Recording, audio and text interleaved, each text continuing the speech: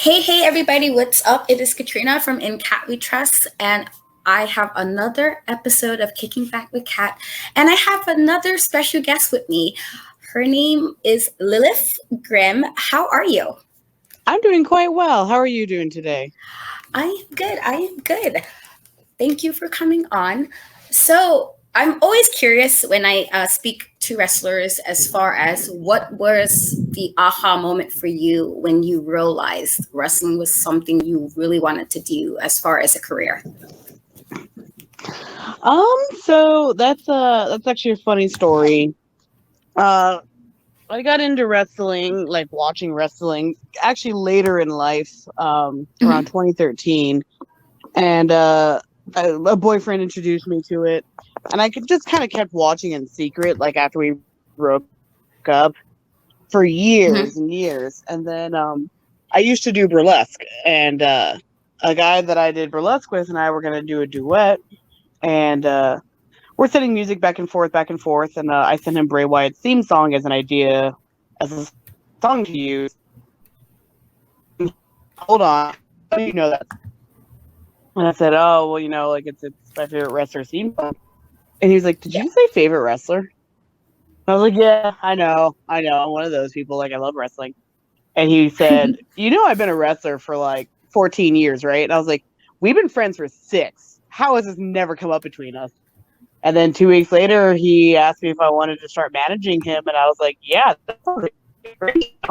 And 3.5 years later, it's become my entire life. Wow, that's super awesome. That's so cool.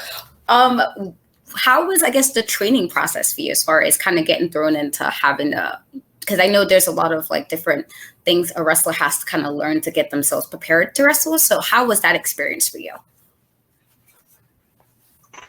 Training was hard, but it's nothing I'm not used to because like I've always been an athlete. I used to be a gymnast, swimmer, tennis player, and all that stuff.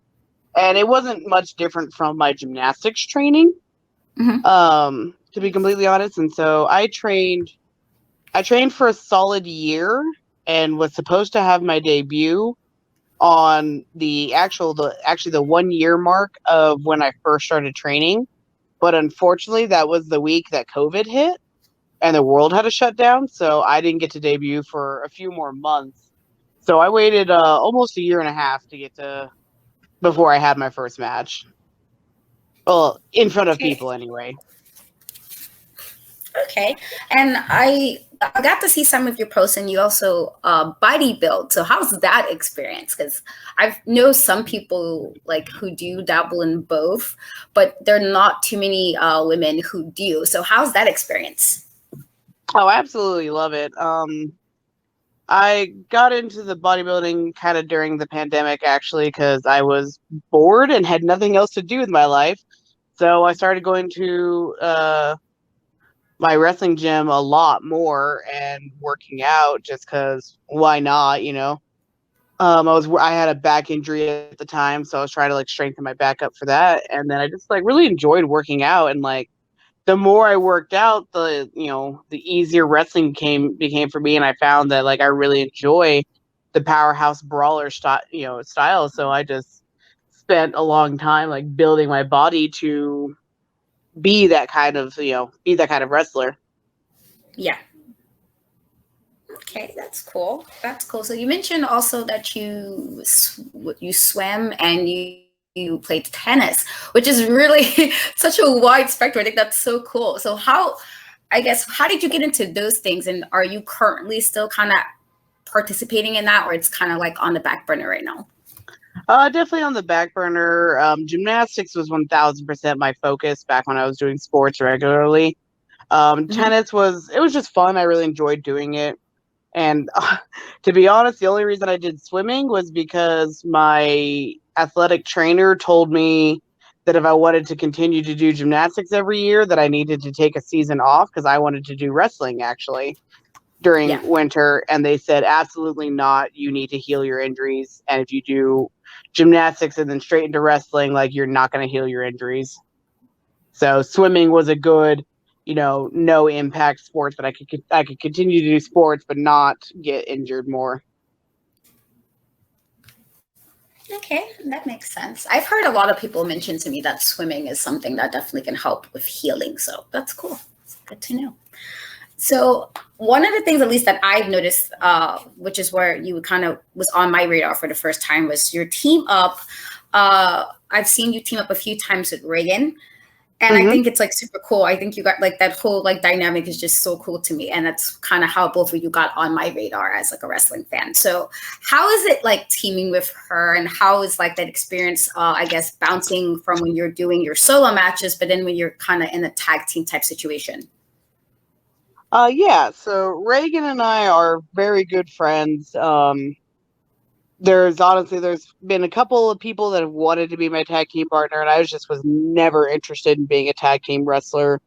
I didn't want any part of that, but when I met Reagan, I knew. I was like, yeah, I think I could tag team with her. And then the company that me and her champions are at, they asked me, they're like, hey, we really want to put you in the tag team division. So who's going to be your tag partner? And without a hesitation, I was like, Reagan. I was like, absolutely Reagan. They were like, good. We were hoping you'd say that. And we've been, the tag team champions at Triple L for coming up on a year in November, I believe. So I think we're doing pretty well for ourselves. And yeah, we have our spats, we fight still, as all friends do. But, I couldn't imagine tagging with anybody else besides her. Yeah, I love your tag team. It's some I'm all for like things weird sometimes, the things that are not like fit in the mold or fit in the box. And so the first time I saw you guys, I was like, oh, this is so cool. I love seeing different type of like women do different things. Like it's not cookie cutter, you know? So that's awesome, because I do like, I feel like you guys are different as far as a little bit with style, but you're also similar in a way, if that makes sense. No, that totally makes sense. So when, I guess, doing your wrestling persona and gimmick, I know a lot of times it is where a person will put themselves in the character and maybe turn it up, but then some people decide to go a whole different like 180. So for you, how was it, I guess, figuring out your persona that you wanted to showcase to wrestling fans? It was pretty easy at first, honestly. I was the demon and then the bone collector for about 2 years, but the spooky character, the darkness, it just, it just didn't work for me after a while. And so uh about 6 7 months ago I made the switch, and now I'm the Warhammer. And my whole gimmick is that I'm a blacksmith and a metal worker, which is what I do. That's what my former day job used to be, is I was a blacksmith. So I'm just kind of doing what I actually do in real life, but now in wrestling. Oh, wow, that's super awesome. How did you get into doing that? That's so cool. So I'm a huge nerd, especially into Lord of the Rings and fantasy and all of that. I make Uh-huh. chainmail armor, and I've been doing that for probably close to 15, 20 years now. And I started working at the Renaissance Fair just because I'm like, I go every year. I might as well work here. So Yeah. I got a job. And then the next year, I got a job offer to work at the blacksmithing booth. And I just fell in love with it. My mentor and I became very good friends. He started training me. Um, and then, like, by the next year, I was like an assistant blacksmith, and I got to do some of the demos and all that stuff, which was super fun. And then I went to welding school after that and got a job as a fabricator. So from blueprint to install, I've created, 20-foot gates, railings, sculptures, you can name it. Like, I've done knife work and weapons and stuff like that. That's so cool. I've only been to like maybe one Renaissance fair as an adult, at least, and it was like reminding me so much of when I was going as a kid. And so that's so awesome. I think that's so cool. Thank you. It's fun. I really enjoy it. So I've seen some of your matches as well with like the likes of Ari Alexander. You had some matches with Alice Crawley. So who are some of your like your favorite opponents or favorite feuds that you've had the opportunity to work with that you like appreciate or you learned something along the way while you were engaging in these feuds? Oh, there's so many. Ari is definitely one of my top. Like I love working with Ari. I love every match we've ever had, and I would love to have more matches with Ari any day of the week. Freya the Slaya is definitely somebody that I absolutely adore and would wrestle any day, any state. I met her in Alaska, and we've crossed paths at OVW, but we've never worked at OVW, which both me and her would love for that to happen. There's so many people I want to wrestle. So many people wrestle all the time. Lola the Adventurer is somebody that I've worked probably more than anybody else. Mm-hmm. Like not joking, I'm pretty sure me and her have had at least like 150 matches, if not more, in 6 different states. Oh wow! So Lola and I know each other very well in the ring. Okay. Christy Janes is another person. Christy Janes is Mm-hmm. a very dear friend of mine, very, very important person to me. I love her to death, and we've had quite a few matches, and again, I would face her in the ring anytime. That's awesome. I got to see some of Lola's matches as well. I love her, like the spin on that. It's like entertaining. So that's great. Who are like if you can pick any 5 wrestlers to wrestle that you haven't had a chance to yet, who would those 5 be?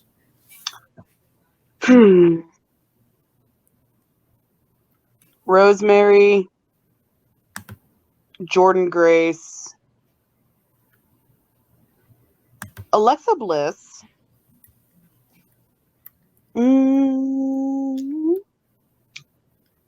There's a lot.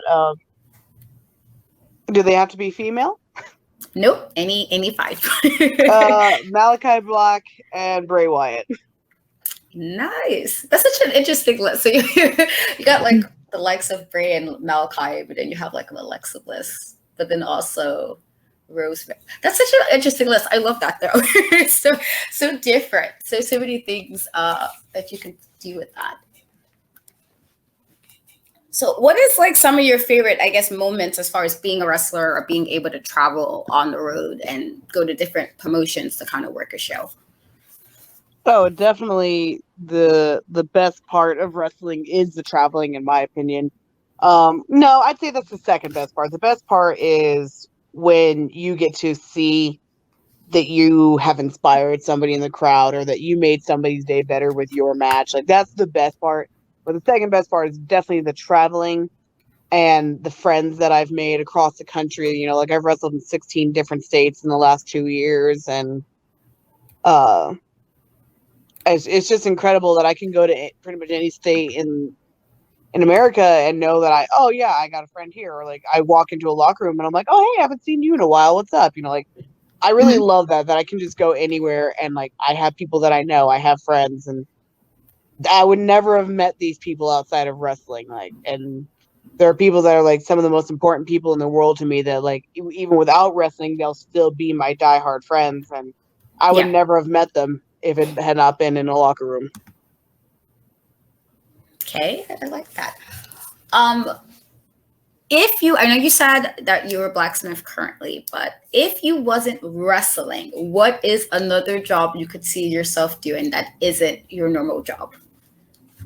Honestly, the only thing I'd want to do is blacksmithing. Okay. The only other thing I could think of is I'd really like to eventually start helping start like a program that helps get ADHD counselors into schools, because I have ADHD myself, and I have so many friends that have ADHD, and I know that we all struggled through school. We all struggled in a neurotypical world. So I'd love to see neurodivergent children, and teens like get some assistance, get somebody that actually understands how our brains work and understand like, look, it's not that they're bad students. Their brains just work differently, and you need to treat them differently. Like you need to give them their homework in a different way for them Yeah. to understand or for them to want to do it. Like you can't just expect them to have their brains work the way that everybody else's brains work. Everybody's different. So that is kind of a passion project that I'd love to get off the ground, is assisting with neurodivergent ADHD children and teens. I love that. My son has ADHD, and it's I had to do the whole like trying to change things to make it a little bit easier for him to adapt and have a where it's not too stressful for him when things are a little different for him. So I love that. That's so nice. Yeah, absolutely. And it's not something that a lot of people think about. Like my entire life, I legit thought I was the only one like me, and then like Yeah. now with TikTok and social media and all that, all the ADHD people are starting to come out, and we're realizing like, oh wait, we're not alone. There's a whole bunch of people like us. Like it's not that we're abnormal or weird or strange. Like we're just, our brains just are wired a little bit differently. Yeah. Yeah, that's super cool. I mean, well, I'm hoping like when you get like to really get behind doing all of that and you have more time that works out, because that's so cool. I do think a lot of people kind of ignore. That's one of the things people ignore is those with ADHD. That's so because it's a little different for them, or it's kind of like they're just acting up. Because I've heard that a lot. That's just why, like, my brother also had it too. And so, like, when I noticed my son, I was like, let me just make sure, and figure out the best way to help him. And so, that's super awesome.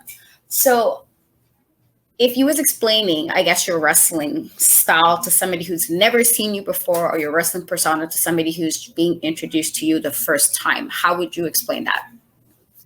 I am a big, strong woman that throws other women and punches them in the face. That's so cool. Right to the point. I love that.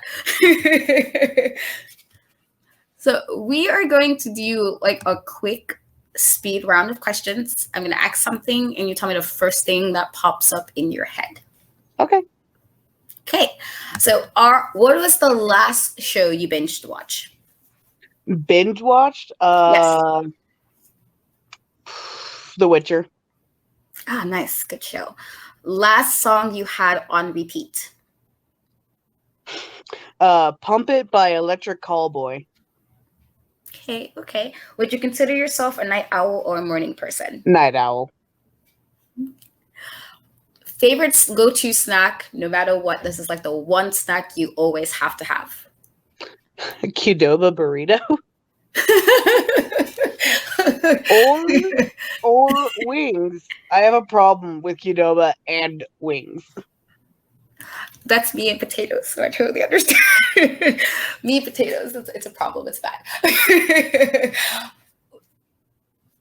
Favorite movie of all time?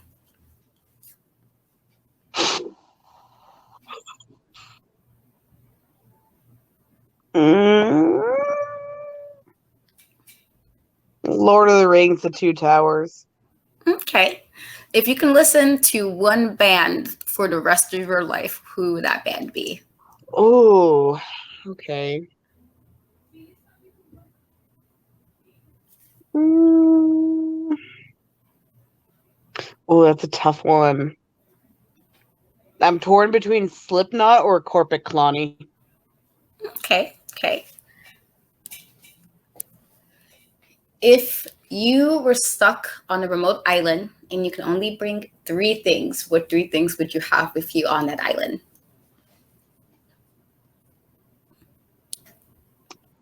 A tent? A lighter? No, a tent, flint and steel, and a hammer. Okay. I feel like you're going to be making something on this island. Sounds good. Oh, yeah, like, as long as I have a way to make a fire, a hammer so I can make weapons and tools, and a shelter, I think I'll be okay. Okay. That sounds very practical. Like super practical. Like, how are we going to make this work? That's great. If you can talk to one person, dead or alive, who would that be and why?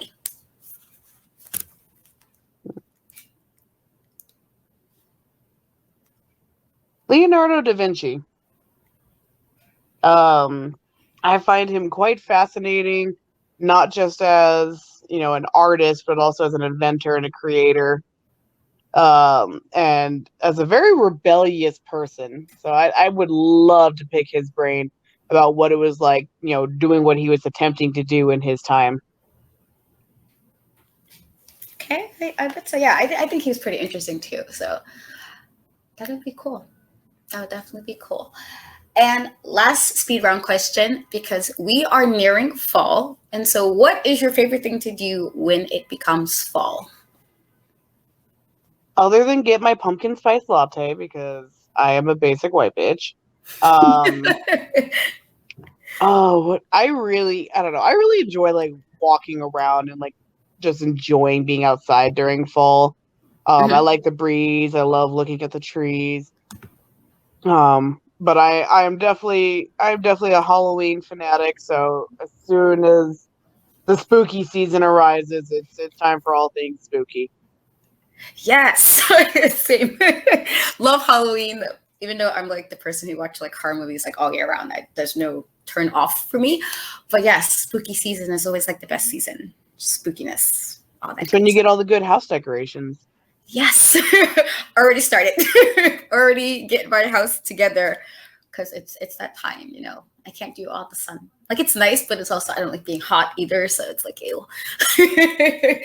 What is I guess my last question for you would be, what is one thing that you really want to accomplish in wrestling that you haven't had the chance to do yet, but you can see yourself doing within the next 5 years? Definitely two things. There are two things that if I can get them crossed off my bucket list, I could end my career happily. And that's be on a television network, like a signed television network, at least once, and travel. I want to go to Japan, Europe, Mexico. Like I want to travel the world and wrestle in other cultures. I love that. Japan is actually one of my bucket list places I want to visit too. There's so much absolutely, stuff there that I just would love to see in person. Agreed. So, what do you have going on? Tell the fans what you have coming up next. Where can they catch you? Where can they look out for your matches? Any merch you would like to shout out? You have the floor. Yeah, I actually have a show in about 3 hours down at Beer Shot Lager House with Rocky Mountain Pro. We have a show tomorrow up in at Romero's in Lafayette. Next month we have Shocktober, which is a really important pay-per-view for us. I have IZW in Arizona later this month. I believe I also have a show in Arkansas this month. You can find pretty much all of my show dates on my social medias, Facebook, Instagram, TikTok, Twitter, all of that. I try to be as active as possible on those. Merch, I sell a lot of my merch in person, but I also do have a pro wrestling tees, and it's just prowrestlingtees.com/Lilith Grimm. I am the only Lilith on Pro Wrestling Tees, so you can also just search for Lilith. Okay, cool. I will have all of those links in the description. So definitely go check out the shows, support the shows, buy some merch, always support your local wrestlers. So important. And thank you so much, Lilith, for coming on. This was a super fun chat. Yeah, thank you for having me. I really enjoyed this one. Thank you. Until next time, guys, I'll catch you later. Bye.